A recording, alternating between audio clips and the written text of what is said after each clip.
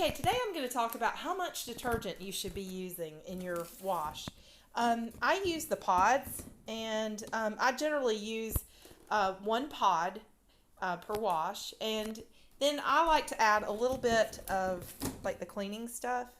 And the reason being, like, this is the stain and odor eliminating stuff. I really like this stuff, and if you've seen my other videos, you probably know how good I like this. It's and I just use a little bit. I just add just a little bit to see how it has the manufacturer things.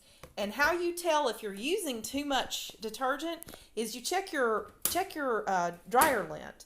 And if it's really like fuzzy and fluffy, then you're using too much detergent. And one, you're ruining your clothes, because when you put them too much detergent, it strips your clothes, and that's what you're seeing in your dryer lint, is that those particles and things. It's actually breaking your clothes down.